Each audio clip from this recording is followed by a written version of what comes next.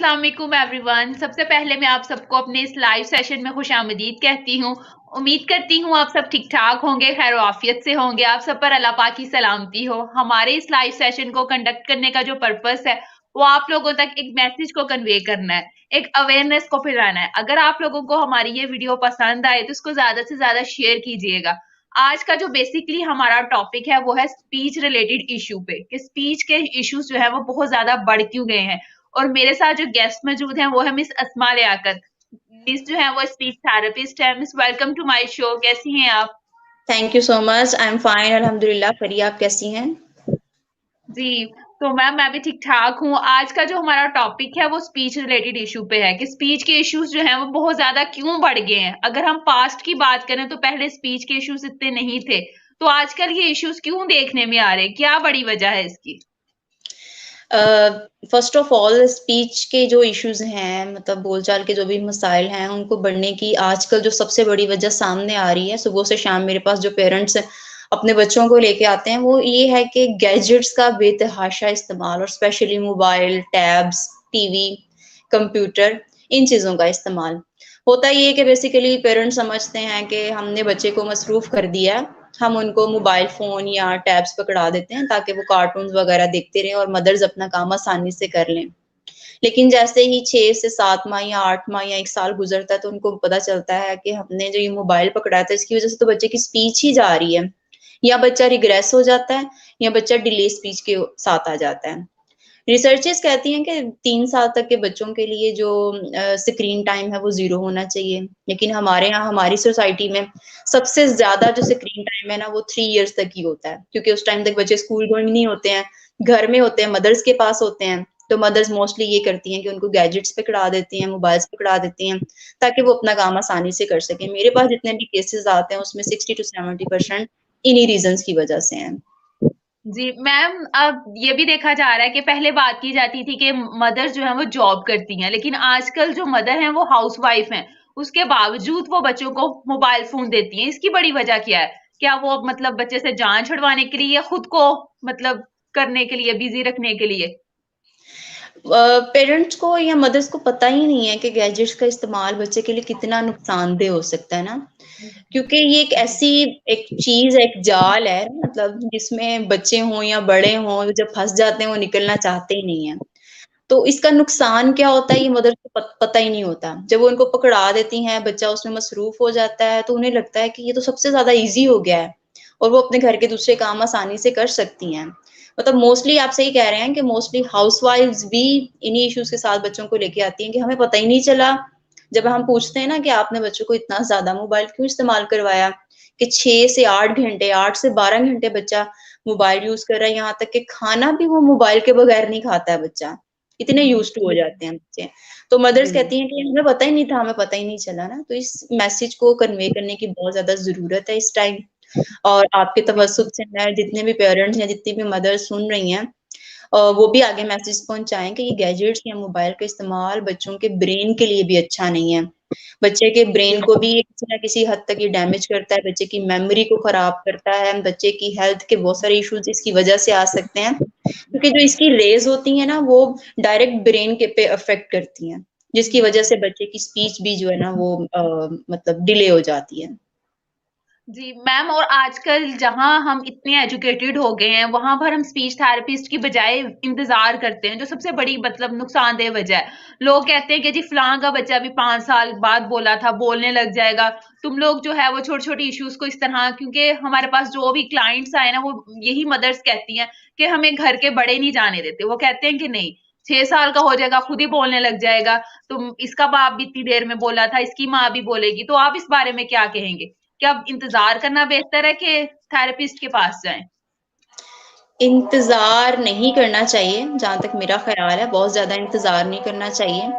Speech के कुछ milestones होते हैं, उन माइलस्टोन्स को पहले देखना चाहिए। कि पहला माइलस्टोन तो ये होता है कि 3 माह तक बच्चा आवाज़ों पे रिस्पॉन्ड करता है। जब उसका नाम लिया जाता है, तो वो इधर-उधर, आगे-पीछे वो देखता है कि कहाँ से आवाज़ आई है। 6 से 8 माह का या 4 से 6 माह का बच्चा बैबलिंग करता है, बाबा, मामा, डाडा, इस तरह के अल्फाज़। 1 ईयर का बच्चा जो है वो अल्फाज बोलना शुरू हो जाता है। 30 to 40 भी हो सकते हैं, 30 to 50 भी हो सकते हैं, 20 भी हो सकते हैं, 15 भी हो सकते हैं, मतलब मिनिमम टू मैक्सिमम जितने वर्ड्स वो बोले ना। अगर बच्चा इन माइलस्टोन्स को तय नहीं कर रहा है और 1.5 से 2 साल का बच्चा ज्यादा अल्फाज पर नहीं आया है, तो इसका मतलब ये अलार्मिंग है ना। तो उनको चाहिए कि वो स्पीच थेरेपिस्ट के पास जाएं लेकर बच्चे को, ताकि वो इनकी थेरेपिस्ट मदर्स को भी गाइड करें कि आपने किस तरह से इनकी थेरेपी करनी हो और थेरेपी करवाएं भी। क्योंकि डिले स्पीच जो है बच्चे की बहुत सारी चीजों को इफेक्ट करती है, बच्चे की स्कूलिंग को इफेक्ट करती है। बच्चों ने जो जो आगे चीजें करनी होती है वो सब कुछ लेट हो जाता है, सब कुछ लेट, स्कूलिंग लेट हो जाती है बच्चे की। और हम लोग जो हैं वो बेसिकली यही देते हैं कि बच्चा स्कूल में ठीक है, चले कोई नहीं, आहिस्ता बोल लेगा, थोड़े दिनों में बोल लेगा मैम। और हमारे एक ये भी बहुत ज्यादा अलमिया है कि लोग जो हैं वो थेरेपिस्ट के पास जाते हैं तो वो कहते हैं कि सालों की बीमारी का रातों रात फर्क पड़ जाए, कि अगर 6 माह से या साल से कोई इश्यू है तो वो रातों रात में इंतजार नहीं करते। इसकी क्या बड़ी वजह है? ये बहुत इंपॉर्टेंट चीज है, क्योंकि हमारी सोसाइटी ज्यादा मेडिकेशन पे लग गई है। जब हम थेरेपीज करते हैं ना तो उनकी समझ में नहीं आती कि थेरेपी क्या होती है। आपने मेडिसिन नहीं लिख के दी, आपने कोई दवाई नहीं दी, कोई सिरप बता दे, कोई मेडिसिन बता दे। तो मैं ये मैसेज देना चाहूंगी कि हर बीमारी का इलाज दवाई नहीं होता है। कोशिश करनी चाहिए बहुत सारी चीजों को नेचुरल वे से आप लोग सॉर्ट आउट करवाएं। और स्पीच जी थेरेपी या बिहेवियर थेरेपी ऐसी थेरेपीज हैं जो थेरेपीज बगैर मेडिकेशन के भी हो सकती हैं।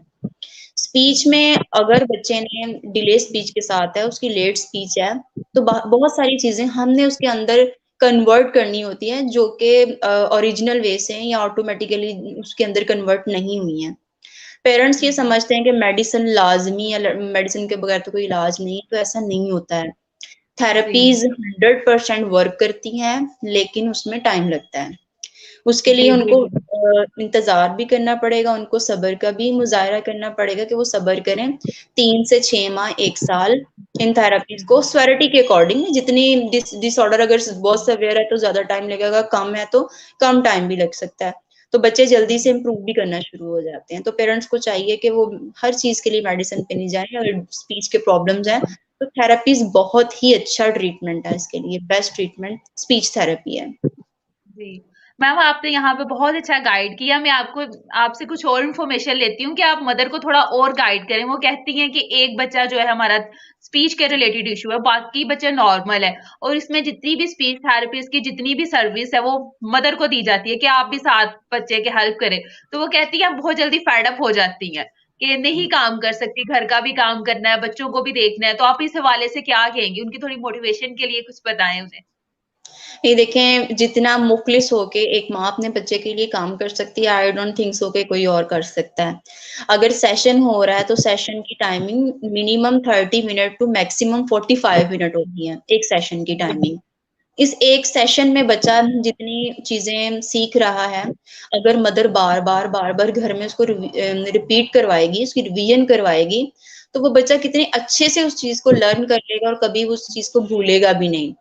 तो मदर जितना दिल से या मुखलिस होके अपने बच्चे के लिए काम कर सकती है, तो आई डोंट थिंक सो कि वो, अगर मैंने देखा है कि मोस्टली वो कह देती है कि हम कोई और लड़की एक सेशन ले लेते हैं और कोई लड़की हायर कर लेते हैं, फिर उनसे सेशन लेते हैं।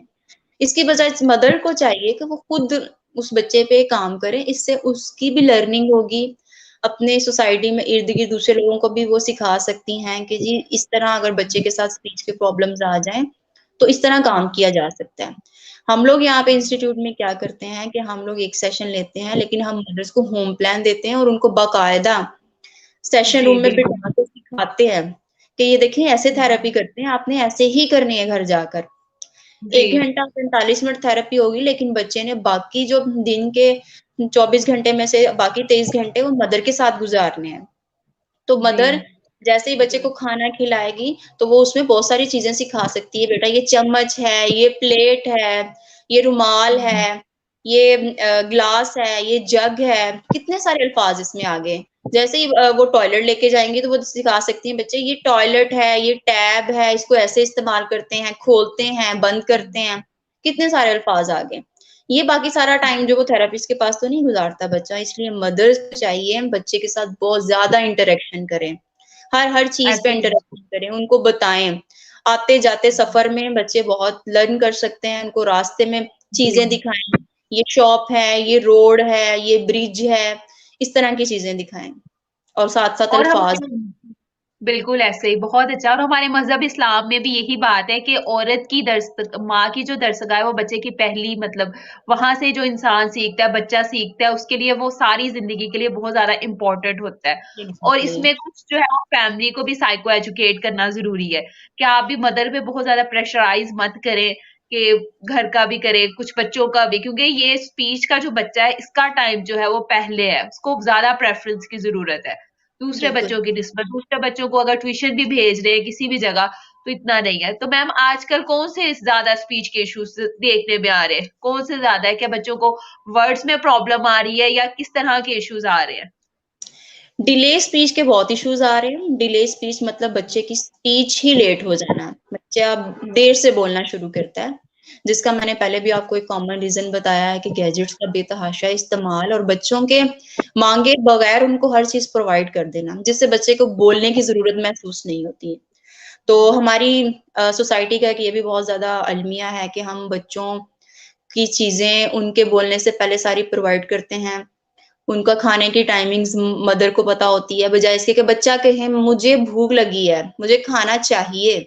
उससे पहले ही मदर ने टाइम लगाया होता है कि ये टाइम बच्चे के इसका है, बजाए इसके कि इससे पहले कि ये माँगे, इससे पहले कि ये रोए, मैं इसको दे दूँ। उसको रोने नहीं देते, उसको माँगने नहीं देते हैं। टॉयज़ बेतहाशा ढेर लगे होते हैं, बच्चे के पैदा होने से पहले ही घरों में मौजूद होते हैं, जिससे बच्चों को पता ही नहीं चलता हमारी नीड्स क्या है, हमने माँगना क्या है, किस चीज़ पे हमने रोना है। तो उनको इंटरैक्शन करने का मौका नहीं मिल रहा ना, उनको माँगने का मौका नहीं मिल रहा। बच्चों को माँगने का मौका देना चाहिए। उसको अगर पानी चाहिए तो बच्चे को माँगना है ना कि मुझे पानी चाहिए। उसने इशारा जी। कर दिया कि हालाँकि बोल सकता है बच्चा, सिर्फ़ स्पीच लेट है। तो आप उनसे कहें कि आप बोलो पानी, पानी, पानी। तो उसको प्यास भी लगी, उसको पानी भी पीना है, उस जल्दी में या किसी भी तरह वो वर्ड बोलने की कोशिश ज़रूर करेगा। जी। तो यहाँ पे मैम और एक मदर साहब हो बिल्कुल। जाती हैं। मैंने एक और बात भी आजकल की मदर्स में देखी है कि वो बच्चों के साथ बबिंग के वर्ड्स बहुत यूज़ करती हैं। क्लियर वर्ड्स में बात नहीं करती। बाबी, मामी, इससे क्या इफ़ेक्ट होता है? इससे भी बच्चों की लैंग्वेज पे इफ़ेक्ट होता है? एग्ज़ैक्टली इससे बहुत इफ़ेक्ट होता है। आपकी स्पीच बच्चे के साथ बहुत क्लियर होनी चाहिए। बच्चा अगर मतलब फॉर एग्ज़ाम्पल बच्चा आर्टिकुलेशन कर रहा है, तोतलापन ज़ाहिर कर रहा है, कुछ डेवलपमेंटल होते हैं आर्टिकुलेशन, कुछ एज के साथ खुद ही सेटल हो जाते हैं, कुछ बहुत लॉन्ग टर्म चले जाते हैं। तो अगर मदर भी उस तरह ऐसे बोलेंगी मेला, प्याला, बेटा, मेले पास आ जाओ, तो ये वाली चीज़ें बच्चे अभी अडॉप्ट करेगा। मदर की लैंग्वेज में बहुत क्लैरिटी होनी चाहिए, मेरा बेटा मेरे पास आ जाओ, क्या चाहिए? पानी चाहिए? अच्छा मैं आपको जी। पानी देती हूँ। आपको खाना चाहिए? ठीक है, मैं आपको खाना देती हूँ। तो आपने बहुत क्लियर बोलना है, बच्चे की लैंग्वेज को भी क्लियर करने की कोशिश करनी है। अदरवाइज़ ये जी, होता है कि आजकल ना सोसाइटी में जैसे-जैसे प्रॉब्लम बढ़ते हैं, बच्चा बड़ा होता है, स्कूल्स, कॉलेज, यूनिवर्सिटीज़, फिर वहाँ पे जाके बहुत मसाइल आते हैं, उनका कॉन्फिडेंस लेवल ज़ीरो हो जाता है, अपनी उनकी जॉब्स में, उनकी स्टडीज़ में।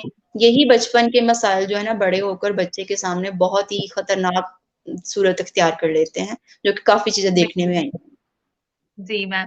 मैम आपने अपना इंस्टीट्यूट बनाया है, आप अपने इंस्टीट्यूट की सर्विसेज़ के बारे में बताएँ कि अगर कौन-कौन सी सर्विसेज़ आप उधर दे रही हैं और क्या पर्पज़ है आपके इंस्टीट्यूट का? जी, बिल्कुल, मेरे इंस्टीट्यूट का नाम है द ओरिजिनेटर्स इंक्लूसिव इंस्टीट्यूट जो कि 1256 बी पीपल्स कॉलोनी नंबर 1 में है। यहाँ पे हम डिफरेंट डिसऑर्डर्स के हवाले से सर्विसेज़ दे रहे हैं, speech and language therapy, behaviour therapy, ABA therapy, occupational therapy और फिज़ियोथेरेपी। और हम बच्चों का एडमिशन करते हैं ताकि उनकी स्कूलिंग का टाइम जो वेस्ट ना हो। फॉर एग्ज़ाम्पल आपने देखा होगा कि बच्चे 6 से 7 साल के हो जाते, स्पीच क्लियर नहीं होती। दूसरे स्कूल, जनरल स्कूल्स उनको ले नहीं रहे होते।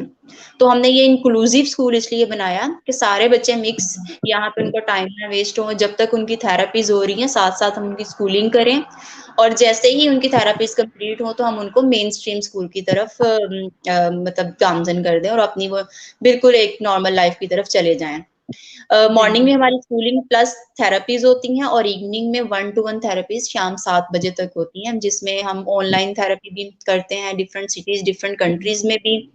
यहाँ पे फिज़िकल थेरेपीज़ भी होती हैं और होम सर्विसेज़ भी प्रोवाइड करते हैं, अगर हमें लगता है कि ज़रूरत महसूस हो के इस बच्चे को होम सर्विसेज़ की ज़रूरत है, वो भी प्रोवाइड करते हैं साथ-साथ। जी। मैम अगर कोई आम पर्सन भी आपके स्कूल को ज्वाइन कर सकता है, फीस का क्या है? क्योंकि अक्सर जो देखा है ना कि आजकल फीस के रेट बहुत ज्यादा है, कि वो पेरेंट्स कह देते हैं कि नहीं, ये हम लोगों की पहुंच से बहुत आगे है, फीस नहीं है कम, हमारी इतनी सर्विसेज नहीं है, बाकी बच्चे भी है, घर का भी है। तो आपकी फीस का क्या शेड्यूल है? थेरेपीज़ एग्ज़ैक्टली आप सही कह रही हैं, बहुत महँगी हैं, इसीलिए हमारा जो मॉर्निंग का स्केड्यूल है, वो फ़ी स्केड्यूल जो सारी सर्विसेज़ जिसमें हमारी schooling, speech therapy, behaviour therapy, physiotherapy जो-जो बच्चों को रिक्वायर्ड होती है ना, वो तो असेसमेंट के बाद ही पता चलता है कि स्पीच के साथ जी। बच्चे के बिहेवियर इश्यूज़ भी हैं। अब इस बच्चे को ऑक्यूपेशनल थेरेपी भी रिक्वायर्ड है क्योंकि उसकी सेंसरी नीड्स हैं। तो हमने ये पूरा एक फुल फ्लेज पैकेज जो है ना, वो 7000 में देते हैं, जो कि सबसे मिनिमम है। उसमें सभी थेरेपिस्ट शामिल होते हैं, वो मंथली होता है। इसके अलावा हमने ना यहाँ पे अगर कोई पेरेंट्स ये भी अफोर्ड नहीं कर सकते तो हमने वेलफेयर सेल डिजाइन किया हुआ है। वेलफेयर सेल का मकसद ये है कि जो बच्चे फी अफोर्ड नहीं कर सकते, वेलफेयर सेल में जाएंगे और वेलफेयर सेल उसकी फी हमें पे करेगा क्योंकि ये प्राइवेट इंस्टीट्यूट है ना। तो हम लोग कोशिश करते हैं किसी को भी ना नहीं हो। ये नहीं है कि ये कितना है तो इससे हम नीचे नहीं जाएंगे, इससे हम ऊपर ही जाएंगे। तो मेरी तरफ से कभी किसी को नो नहीं होती है, मेरी मतलब तरफ से सबके लिए सर्विसेज एक जैसी ही है। सही बात है, क्योंकि बहुत से पेरेंट्स यही शिकायत करते हैं कि इस महंगाई के दौर में जो थेरेपी करवाना है वो सबसे ज्यादा टफ काम है। अब जाहिर सी बात है, यहाँ पे 1 या 2 दिन तो नहीं लगता, महीने लगते हैं और कभी कभी साल भी लग जाते हैं। तो ठीक कह पेरेंट्स रही जो है वो वेट नहीं करते, वो कहते हैं कि बस जितना होना था ठीक, इसने हो लिया, अब मजीद घर में। और सबसे बढ़कर यही मैं मदर को कहूंगी कि जहां आप इतना टाइम स्पीच थेरेपिस्ट के पास जाती है, वहां खुद भी थोड़ी सी एफर्ट करें, क्योंकि है। उनकी एफर्ट जो है, क्योंकि मदर और बच्चों ने 24 घंटे साथ रहना है और हुँ, थेरेपिस्ट के पास ज़्यादा से ज़्यादा 2 या 3 घंटे, इसलिए उनकी एफर्ट हुँ, ज़्यादा ज़रूरी है। मैम इसके हुँ। अलावा आप ऑनलाइन थेरेपी वगैरह प्रोवाइड करती हैं या सिर्फ स्कूल में या वर्किंग? जी, ऑनलाइन थेरेपीज़ मैं प्रोवाइड करती हूँ आउट ऑफ कंट्री जैसे दुबई में कनाडा में। कुछ कंट्रीज़ में जो पाकिस्तानी यहाँ से जाके रहते हैं, अगर उनको कोई मसाइल होते हैं, तो वहाँ पे थेरेपीज़ उनके अकॉर्डिंग बड़ी एक्सपेंसिव इससे भी ज़्यादा एक्सपेंसिव होती हैं, तो उनको यहाँ के रेट्स थोड़े मुनासिब लगते हैं, इसलिए वही थोड़ी उनकी लैंग्वेज का भी इश्यू कि उनकी उर्दू लैंग्वेज होती है, जी, दूसरी बिल्कुल। कंट्री तो 2 से 3 कंट्रीज़ में मैं ऑनलाइन सेशन जो है वो प्रोवाइड करती हूँ। मैम क्या स्पीच के इश्यूज़ जो हैं वो सिर्फ बच्चों में ही देखने में आ रहे हैं या एडल्ट या कोई और एज ग्रुप में भी इसके मसले हैं? नहीं वही ये एडल्ट्स में भी होते हैं, स्पीच के इश्यू सिर्फ़ बच्चों में नहीं होते हैं। जैसे एडल्ट्स में स्टैमरिंग के बहुत इश्यूज़ आ रहे हैं और वॉइस के बड़े इश्यूज़ आ रहे हैं, वॉइस क्लियर नहीं होती है जिसकी वज़ह से कॉन्फिडेंस लो हो जाता है और स्टैमरिंग तो बहुत कॉमनली है। इसके अलावा स्ट्रोक हो जाता है अगर जैसे फालिज का अटैक होता है। उस अटैक की वज़ह बिल्कुल। से अक्सर लोगों की आपने देखा होगा कि स्पीच चली जाती है, वो एडल्ट्स होते हैं, तो उनको भी स्पीच थेरेपी रिक्वायर्ड होती है। और इसी तरह अगर जो जो एडल्ट्स होते हैं उसमें आर्टिकुलेशन के इश्यूज़ अगर बचपन से ही होते हैं और उन्होंने सही नहीं करवाए होते हैं, तो वो बड़े होकर और भी ज़्यादा उनमें जो है ना वो प्रॉब्लम क्रिएट करते हैं। फिर टाइम बहुत ज़्यादा लगता है उनकी थेरेपीज़ में। तो एडल्ट्स भी स्पीच थेरेपी ले सकते हैं अगर उनको प्रॉब्लम्स वॉइस का प्रॉब्लम, फ्लुएंसी का प्रॉब्लम, स्टैमरिंग का प्रॉब्लम, आर्टिकुलेशन का प्रॉब्लम, अफेज़िया का प्रॉब्लम, डिसार्थरिया का बिल्कुल। प्रॉब्लम, ये सारे जी। इश्यूज़ के लिए एडल्ट्स भी थेरेपीज़ ले सकते हैं और ले रहे हैं मेरे पास। मेरे पास एडल्ट्स और बच्चे सभी ले रहे हैं। बिल्कुल, आजकल मैं ये समझती हूँ कि इतनी एजुकेशन के बाद लोगों में थोड़ी बहुत अवेयरनेस आ गई है कि जी थेरेपिस्ट के पास जाना है। अगर हम पास्ट में बात करें तो लोगों को बिल्कुल भी नहीं थी। ना एडल्ट को थी, ना यंग्स को, कि बच्चों को बस ठीक है, खुद ब खुद हो जाएँगे ठीक, या मेडिसिन ले लें कोई या टाइम के साथ-साथ। लेकिन आजकल फिर भी लोगों में अवेयरनेस आ गई है। वो कुछ ना कुछ सोच रहे हैं कि नहीं, जाना चाहिए। इंतज़ार के बावजूद भी वो कहते हैं कि नहीं, थेरेपिस्ट के पास जाना चाहिए। Ma'am at the end show पे आप कोई मैसेज कन्वे करना चाहती हो या कुछ बताना चाहती हो लोगों को? किसी भी पॉइंट ऑफ व्यू के हवाले तो से? मेरा मैसेज ये है सबके लिए अवेयरनेस के हवाले से कि स्पीच एंड लैंग्वेज थेरेपी क्या होती है और अगर बोलचाल के मसाइल के साथ बच्चे, बड़े कोई भी हैं, तो मतलब मैं मेरा कॉन्टैक्ट नंबर भी आप प्रोवाइड कर सकते हैं। वो एक दफ़ा ये ज़रूर जान लें कि ये थेरेपी क्या होती है और क्यों ज़रूरी होती है।